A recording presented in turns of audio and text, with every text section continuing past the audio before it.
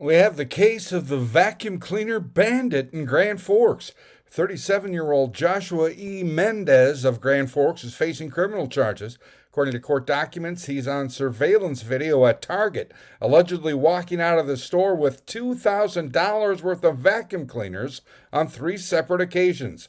Police tracked him down on Facebook where he was selling them. Mendez now facing two felony charges of theft of property. I'm Neil Carlson reporting for iNewZ.TV.